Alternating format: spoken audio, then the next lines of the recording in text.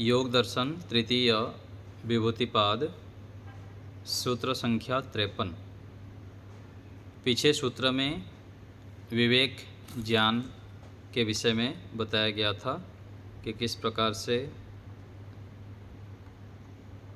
योगाभ्यास के माध्यम से क्षण और उसके क्रम में संयम करने पर विवेक ज्ञान उत्पन्न होता है। आगे सूत्र संख्या 53 में उसको बता रहे हैं कि उस विवेक ज्ञान से योगी व्यक्ति क्या प्राप्त करता है।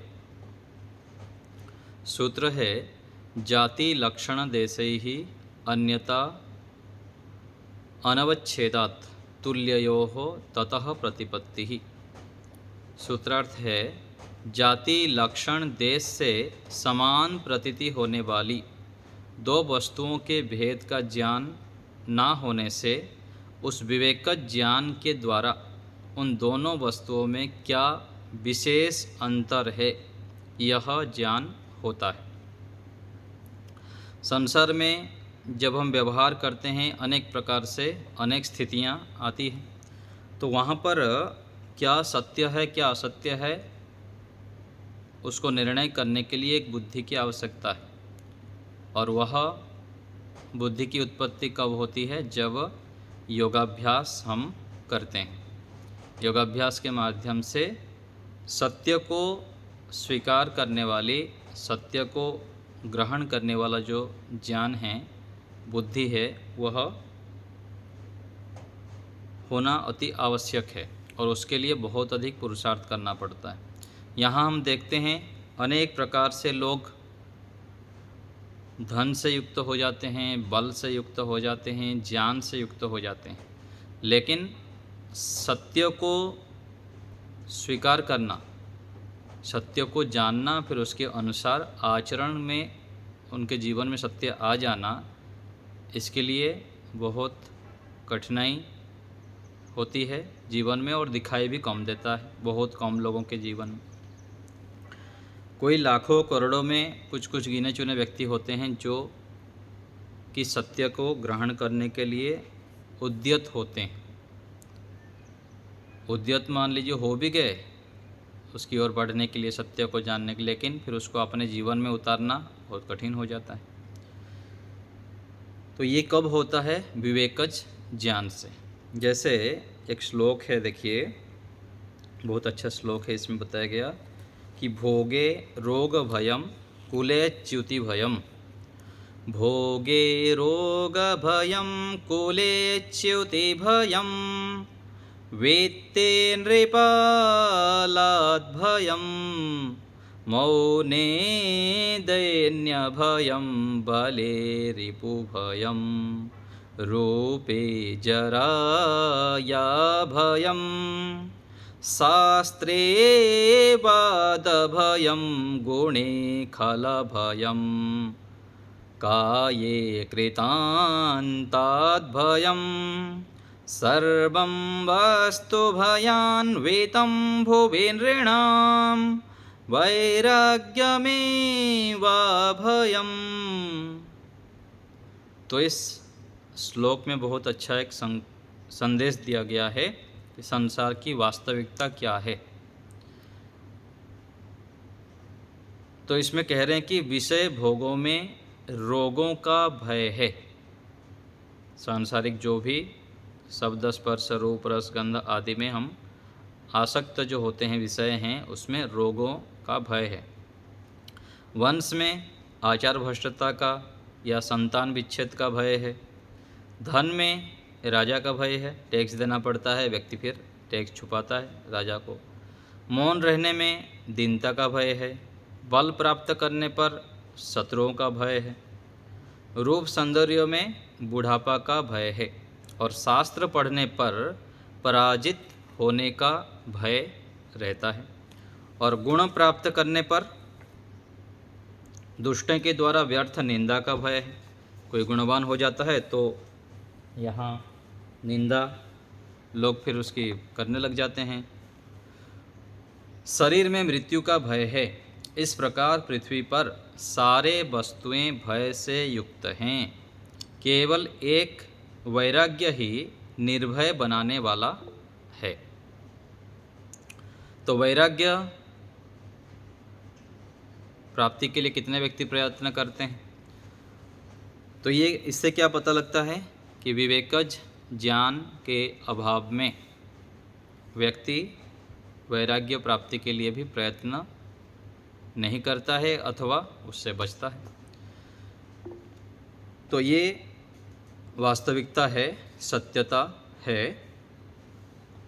जो नए विद्यार्थी जुड़े हैं हाथ अभी उठा सकते हैं, आपका उत्तर बाद में कक्षा के अंतिम में मिलेगा। तो ये विवेकज ज्ञान के विषय में बता रहे हैं कि संसार में प्रत्येक वस्तु भय से युक्त है, केवल वैराग्य ही ऐसा है जो कि अभय देने वाला है और वह वास्तविक सुख शांति को देने वाला है। ऐसे ही एक वेद मंत्र है, वेद मंत्र में भी बताया गया है कि संसार की वास्तविकता क्या है और हम किस स्थिति में हैं। तो मंत्र है ओम न तम विदाथ य इमा जजान अन्यत युष्माकम अंतरम बभूव निहारेण प्रावृता जल्प्य चासु त्रिप उक्त सासश्चरन्ति। तो इसमें कह रहे हैं कि तुम उस ईश्वर को नहीं जानते जो कि संसार को बनाने वाला है और तुम उससे अलग रहते हो। ईश्वर और तुम्हारे बीच में आज बहुत अधिक दूरता बढ़ गया है, अर्थात डिस्टेंस बहुत अधिक हो चुका है और तुम अज्ञान रूप से अज्ञानता से ढके हुए हो। और अज्ञानता से ढके होकर क्या करते हो? स्वार्थवश होकर केवल वाक विवाद अर्थात वाणी से दूसरे को पराजित करना, दूसरे का खंडन मंडन करना और अनावश्यक वार्तालाप में विषय भोगों में लगे हुए हो। आज ये स्थिति हम देखते हैं। तो ईश्वर हमारे पास रहता है लेकिन हम अनेक अज्ञान रूपी क्रिया के माध्यम से अपने आप को इतना ढक दिए हैं कि ईश्वर हमारे पास में रहते हुए भी वह बहुत हमारे से दूर हो चुका है। इसलिए हमको ध्यान आदि करने में रुचि नहीं होती है, श्रेष्ठ कार्य करने में रुचि नहीं हो पाती। तो ये इसका मूल कारण विवेकज ज्ञान ना होना है, श्रेष्ठ ज्ञान ना होना। तो इस सूत्र में आ जाइए, सूत्र संख्या 53 में। तो विवेकज ज्ञान से जाति, देश, काल इन सब की भिन्नता होने पर भी विवेकज ज्ञान के माध्यम से वह वस्तुओं के वास्तविक स्वरूप को जान पाता है योगी व्यक्ति। योगार्थ प्रकाश हिंदी भाग देखेंगे। इस सूत्र में विवेकज ज्ञान का फल बतलाया है। पदार्थों के स्वरूप का भेद जनाने वाले 3 कारण हैं, जाति, लक्षण और देश। इसके माध्यम से हम किसी पदार्थ के स्वरूप के भेद को जान पाते हैं और वास्तविकता को जान पाते हैं, उसमें से चयन कर पाते हैं सत्य क्या है, सही स्वरूप क्या है। पहला है जाति। एक ही स्थान में गौ और भैंस खड़ी हों तो उनका भेद ज्ञान जाति से है। यह गौ है और यह भैंस है। जो अनेक पदार्थों में एक बुद्धि ज्ञान को उत्पन्न करती है वह जाति कहती है। आज लोग जाति के नाम पर कितना सब आजकल लड़ाई झगड़ा राजनीति देखते हैं हम। तो मूल जाति को ना जानने के कारण ये सब अज्ञानता फैला रखे हैं। ब्राह्मण, क्षत्रिय, ये अलग अलग प्रकार से कितने सारे नाम अलग अलग प्रांत में बना रखे हैं। जैसे गुजरात में पटेल है, ये ठाकुर है, और हरियाणा में ये जाट है, वो गुज्जर है, और ऐसे ही अलग अलग प्रांतों में बना रखें। तो ये वास्तविक जाति नहीं है। जो वेदों के अनुसार जाति है वह एक समुदाय, जैसे मनुष्य एक जाति है, उसमें जितने मनुष्य है वो सब आ जाएंगे। गाय जाति कहने से जितने भी गाय हैं वो सब आ जाएंगे। पक्षी एक जाति है। तो अनेक पदार्थों में, जैसे पशु है, पक्षी है, गाय है, चींटी है, हाथी है, तो ये सब अलग अलग जाति है। तो अनेक पदार्थों से एक बुद्धि ज्ञान उत्पन्न करना क्या है, ये जाति के माध्यम से संभव होता है। तो एक ही स्थान में गौ हो और भैंस खड़ी हो तो उनको भेद करना ये जाति से होता है। लक्षण, एक ही जाति की भिन्न भिन्न रंग वाली गोएं जो गाय है वो हो तो उनके भिन्नत्व का ज्ञान लक्षण से होता है। जैसे ये काले रंग की गाय है, ये सफ़ेद रंग की गाय है। यहाँ पर पृथकत्व का ज्ञान का कारण क्या है, लक्षण। उसके रंग रूप के माध्यम से, लक्षण के माध्यम से उस जाति में भी हम पृथक करते हैं। देश, जाति एक होने पर भी एक गौ पूर्व देश में हो और दूसरी पश्चिम देश में हो तो उनके पृथकत्व का ज्ञान देश अर्थात स्थान से होता है। जाति और लक्षण एक होने पर भी दो आमलों, जो आमला फल होता है, उसको देश भेद से पृथक पृथक जाना जाता है। यदि उन दोनों आमलाओं को उस देश से हटाकर किसी अन्य देश में रख दिया जाए, जहाँ रखने पर उनको पहले भिन्न भिन्न देशों में देखने वाला ना देख सके, अलग अलग देश में रख दे, तो अथवा उनको भिन्न भिन्न देशों में देखने वाले की दृष्टि से बचाकर उन आमलों का देश परिवर्तित कर दिया जाए।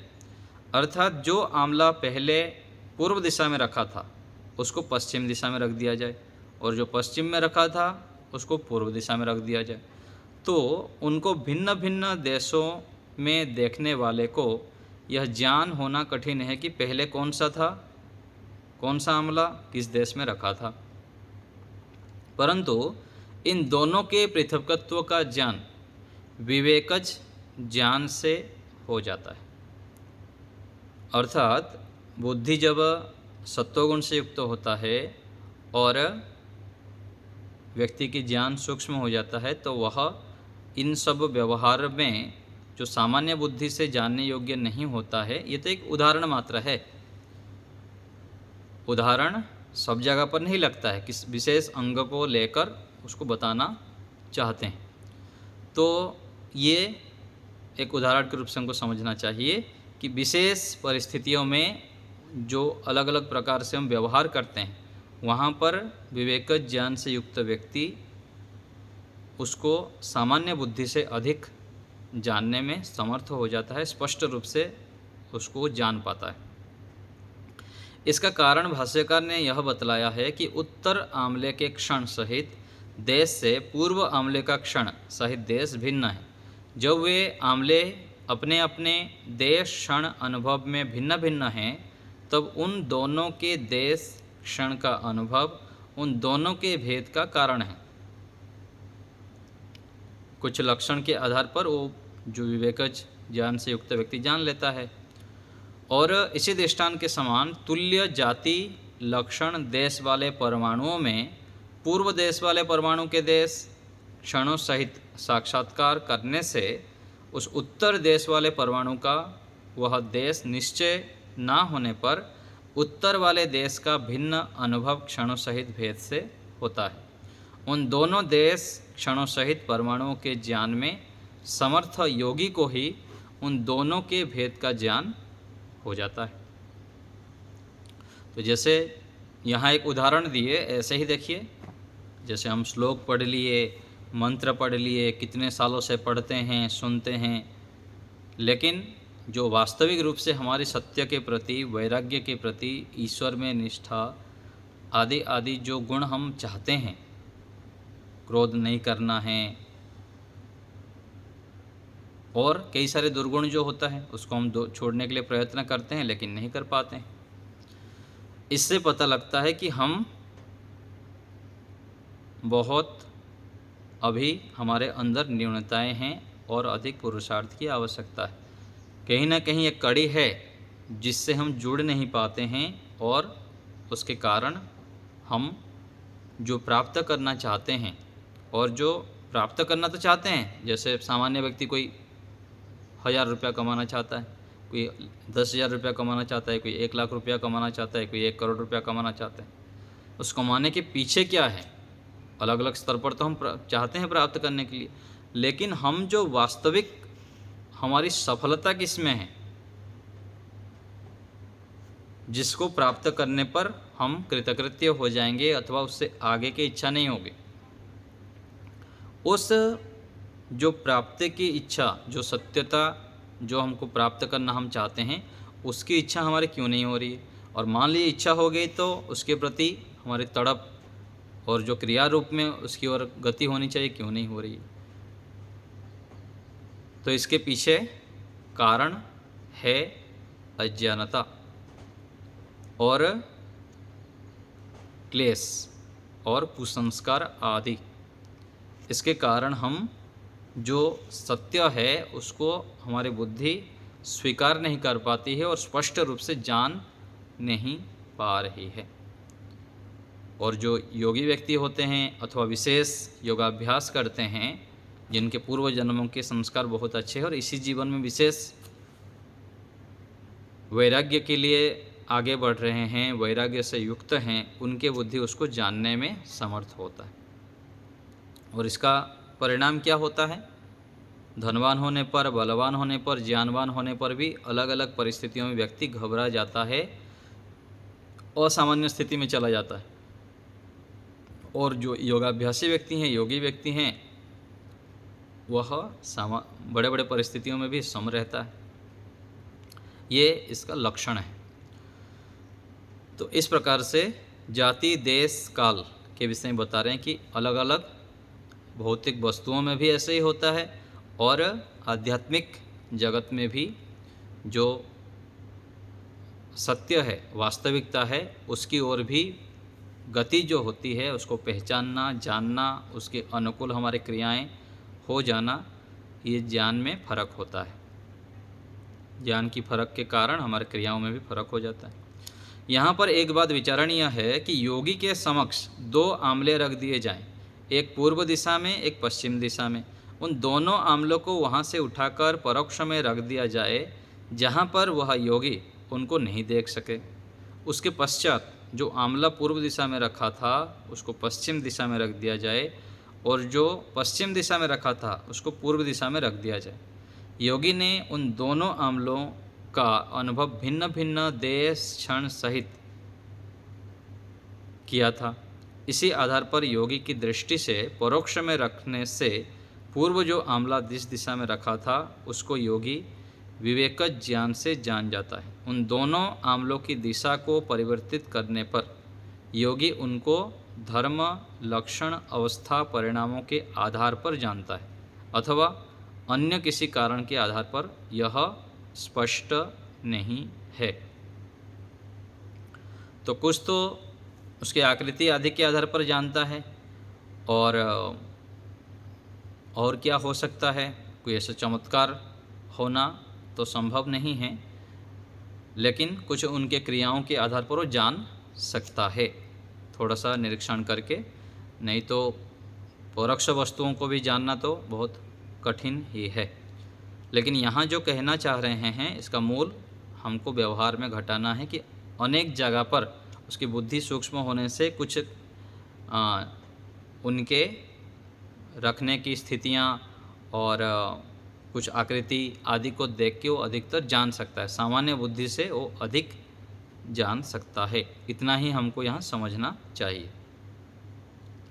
पिछले सूत्र के भाष्य में भाष्यकार ने परमाणु के एक देश से अन्य देश में गति करने में लगने वाले काल को क्षण कहा था और यहाँ पर परमाणु का अर्थ है 5 भूतों के सूक्ष्म अंश जिनका उपादान कारण तन्मात्राएं हैं और जिनसे पृथ्वी आदि भूतों की उत्पत्ति होती।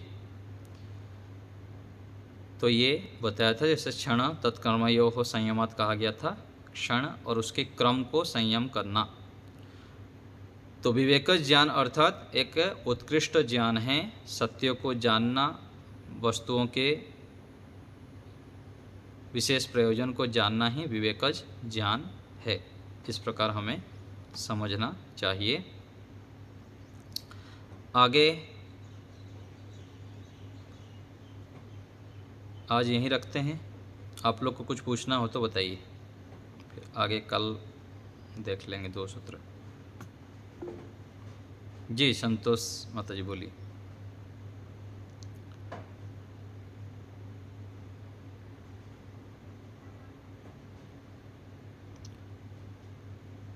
और किसी को कुछ पूछना है?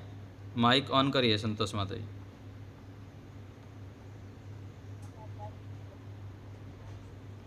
आवाज़ नहीं आ रही है आपकी, मोबाइल पास में लाके ज़ोर से बोलिए।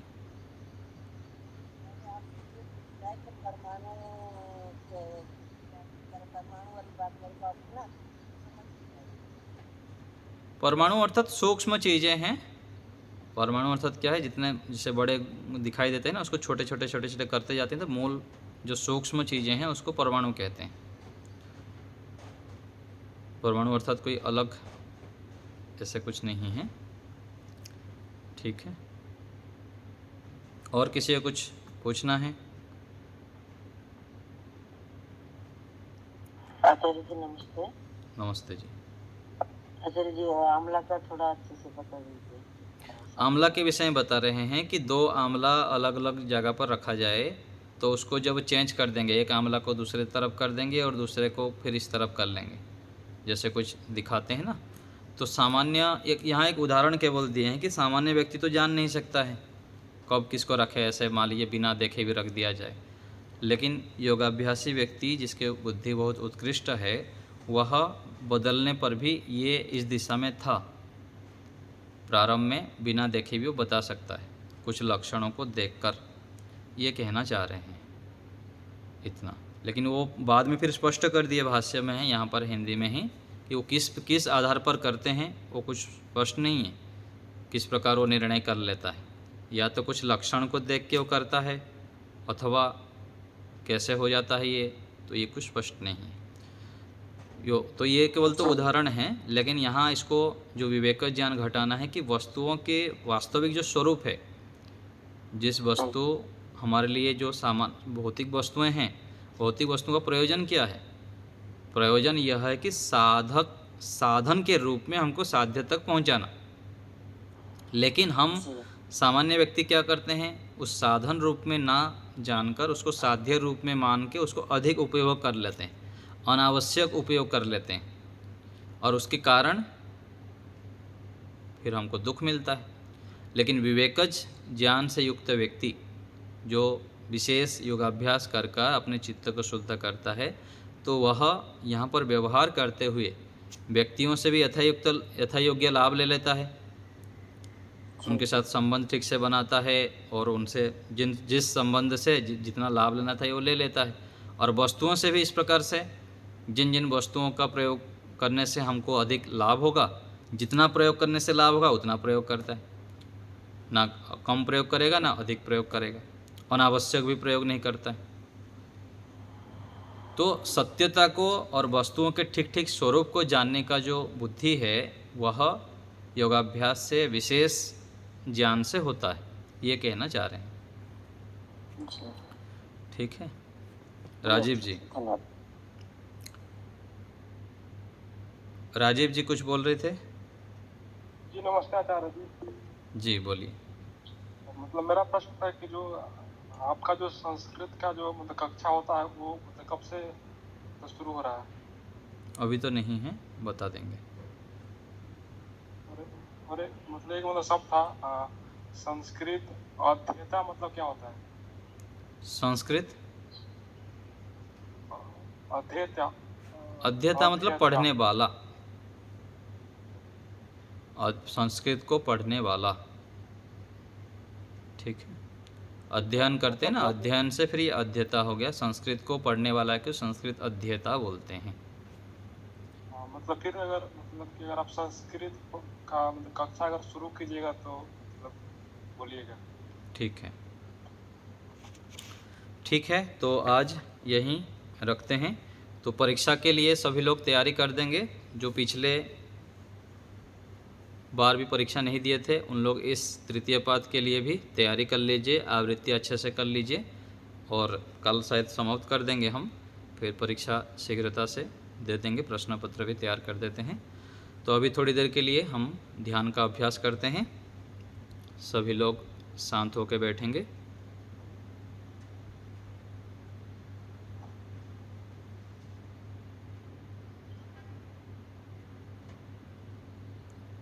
कमर गर्दन सीधा करके बैठेंगे, बिल्कुल सीधा। शरीर को बिल्कुल स्थिर करते हुए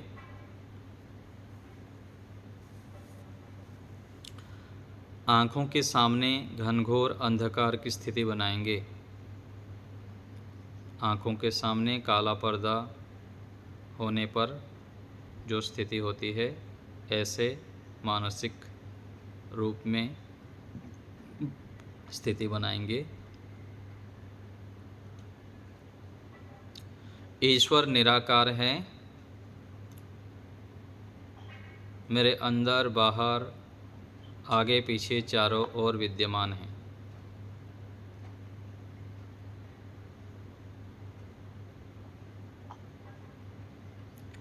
ईश्वर सर्वव्यापक हैं, चेतन हैं,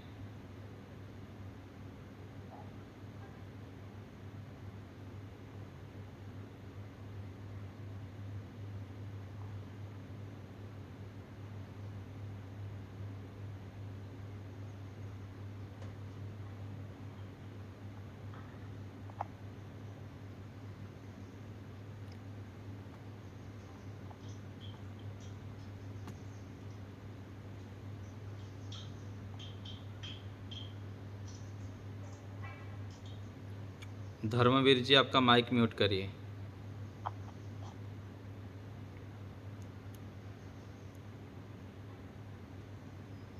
ईश्वर की कृपा से हमें यह सुअवसर प्राप्त हुआ है ध्यान करने का। ईश्वर के प्रति अत्यंत श्रद्धा, समर्पण भाव, ईश्वर की सानिध्य को अनुभव करेंगे। परमात्मा के सानिध्य में मैं बैठा हूँ, ईश्वर मुझे जान रहे हैं।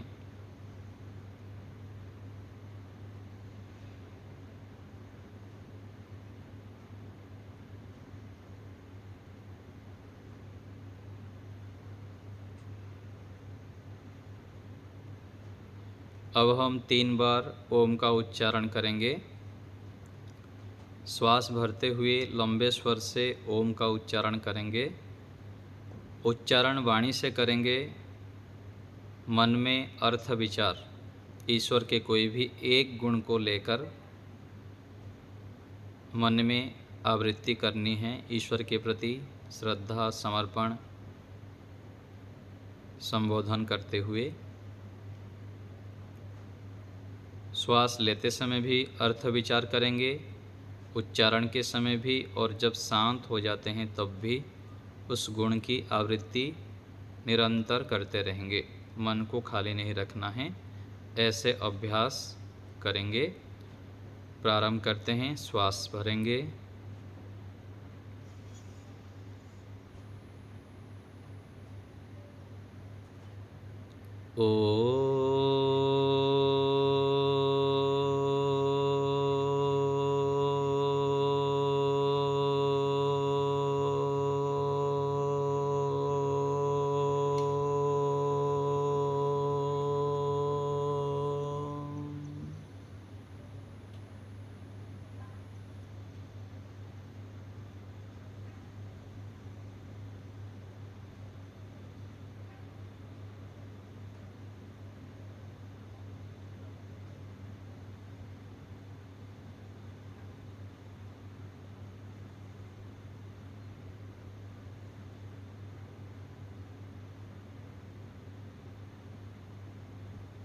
फिर से श्वास भरें।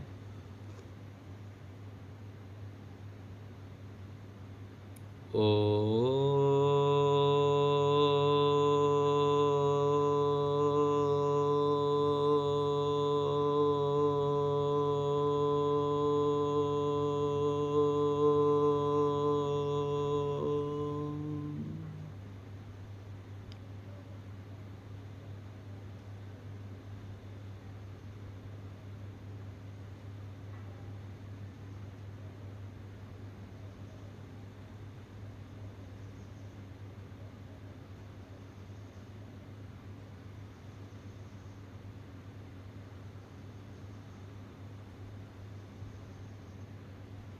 पुनः श्वास भरेंगे।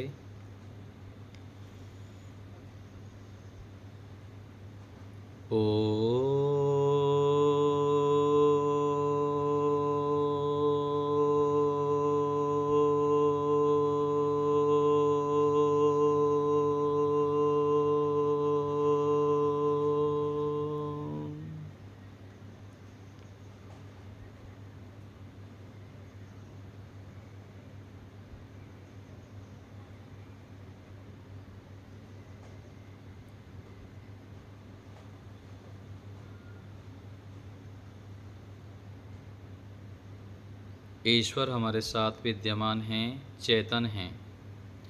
ईश्वर से प्रार्थना करेंगे कि हे प्रभु, आप महान हैं। आपने ही हमको यह शरीर, मन, बुद्धि आदि प्रदान किए हैं। हे परमात्मा, आप मेरे परम हितैषी हैं। आप ही मेरे रक्षक हैं। आप ही मुझे श्रेष्ठ बनाने में, महान बनाने में समर्थ हैं तथा संपूर्ण दुर्गुण से दूर करने में आप समर्थ हैं। आप महान ज्ञान, बल, आनंद से युक्त हैं। हे प्रभु, आप सदा मेरे साथ रहते हैं। अनादिकाल से मेरे साथ आप हैं। मुझे आप अच्छे से जानते हैं। मेरा हित किस में है आप भली भांति जानते हैं। हे परमात्मा, आप मुझे सद्बुद्धि दीजिए, सद्ज्ञान दीजिए। हे पिता, मैं आपको ही सर्वोपरि जानो, मानो। आपकी आज्ञाओं को पालन करने में तत्पर रहूं। हे प्रभु, मैं पुरुषार्थी बनूं, ऐसी कृपा कीजिए। आपके प्रति मेरी श्रद्धा, समर्पण निरंतर बढ़ता रहे। मैं नित्य प्रति श्रेष्ठ कार्यों को करता रहूं। आप जैसे आप संपूर्ण संसार के हित में दिन रात लगे रहते हैं, युक्त रहते हैं, ऐसे ही मेरा जीवन बन जाए। मैं अपने जीवन को श्रेष्ठ बनाते हुए संसार के लिए उपकारी बनूं, ऐसी कृपा कीजिए प्रभु। आप अवश्य ही मेरे उपकार करेंगे, मेरा हित करेंगे, यह मुझे दृढ़ विश्वास है। हे पिता, मेरे ऊपर कृपा कीजिए, दया कीजिए, यह आपसे विनम्र प्रार्थना है।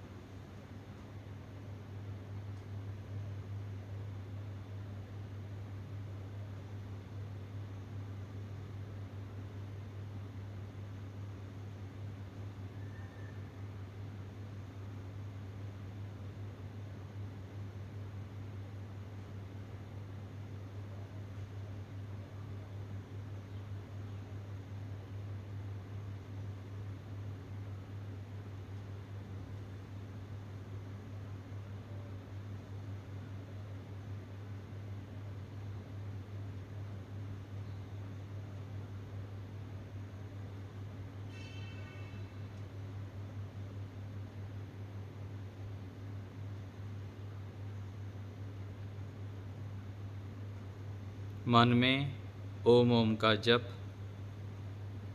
परमात्मा के प्रति अत्यंत समर्पण, श्रद्धा भाव से ईश्वर के सानिध्य को अनुभव करेंगे।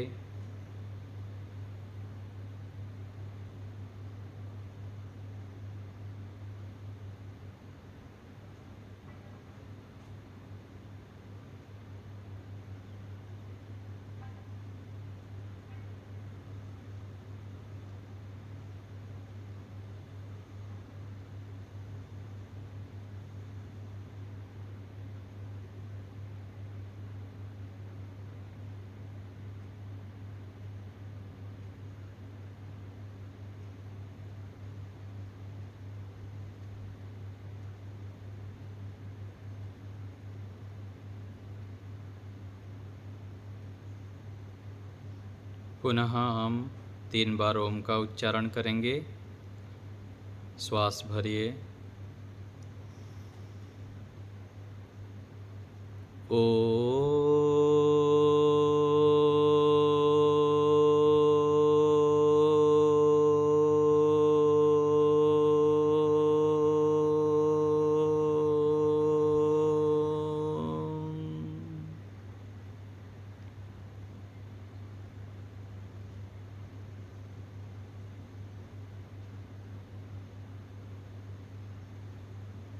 श्वास भरें पुनः।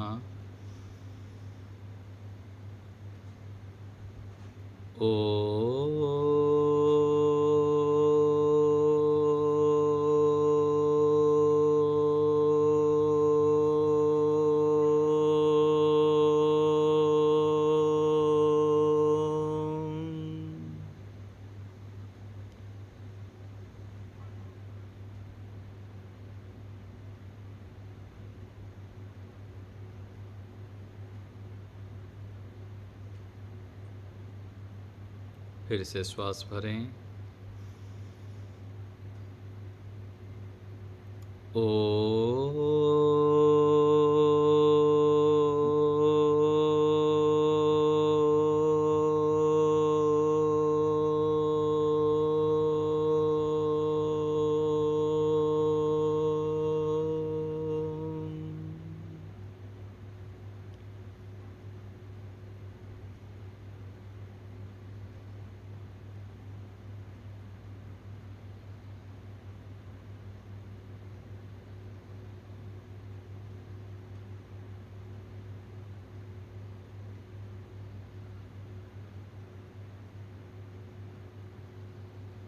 विराम की ओर चलेंगे। ईश्वर को धन्यवाद करेंगे। हे परमात्मा, आपका बहुत बहुत धन्यवाद। आपकी कृपा से, आपके दिए साधनों से, सामर्थ्य से और अवसर से, साधन, सामर्थ्य और अवसर से हम यह श्रेष्ठ कार्य कर पाए, आपका ध्यान कर पाए, आपके सानिध्य में बैठ पाए, आपका स्मरण कर पाए। हे पिता, आप ऐसे ही हमें श्रेष्ठ अवसर प्रदान करते रहें। हम नित्य प्रति आपके सानिध्य में बैठें, आपका ध्यान करें। ऐसी सद्बुद्धि हमें प्रदान कीजिए। पुनः आपका बारंबार धन्यवाद।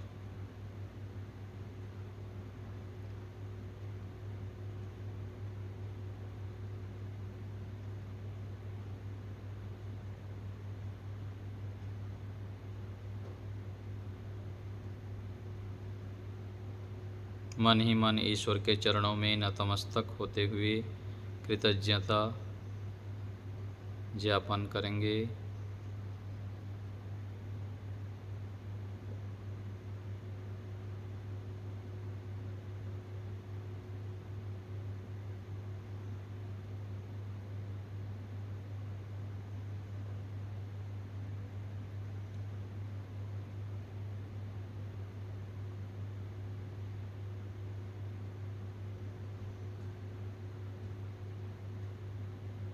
अब विराम देंगे।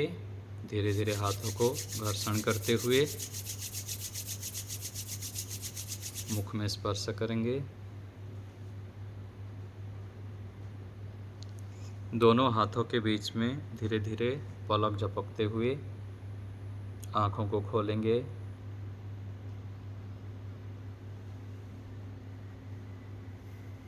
इस प्रकार हम ध्यान का अभ्यास प्रतिदिन करें।